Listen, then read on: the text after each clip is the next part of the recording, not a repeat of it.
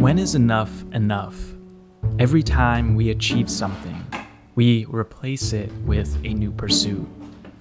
Along the path of getting what we want comes attached new anxieties.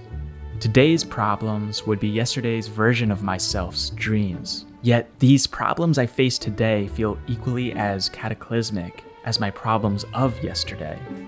How can one avoid these newly brought anxieties? I am here to propose an antidote to this anxiety, an antidote to constantly pursuing more, and to finally be content with what we already have. Where this is coming from is the feeling that every time we achieve something, we don't appreciate what we had accomplished.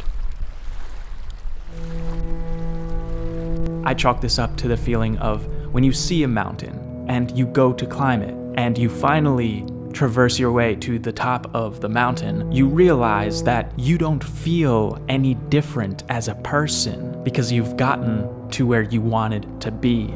Thinking that mountain wasn't big enough, you see another mountain and you try to climb that, and the same thing occurs. You need anxiety in order to fuel the motivation you need to accomplish that pursuit. So you never take a moment for yourself to heal your body from the anxiety of that prior pursuit. At what point does pushing to want more hurt us more than it benefits us?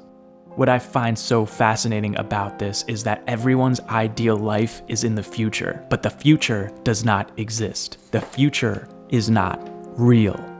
Embodying the present while being okay with all outcomes is the fuel source for allowing you to have impact in the moment. And when you impact the moment, you will see the accomplishments have lined themselves up.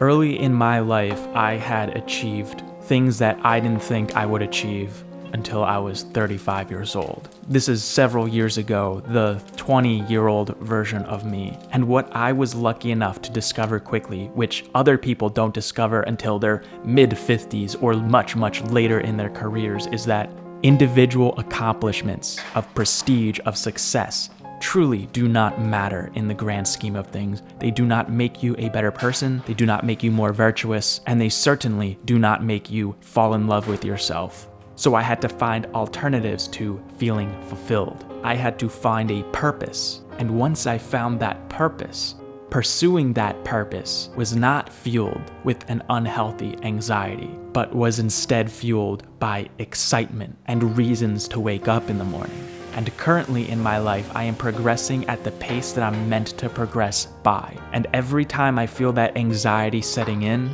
I reset myself and try to acknowledge where that is coming from.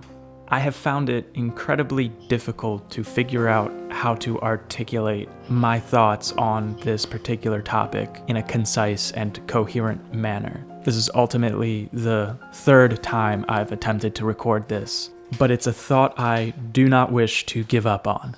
I look forward to your responses.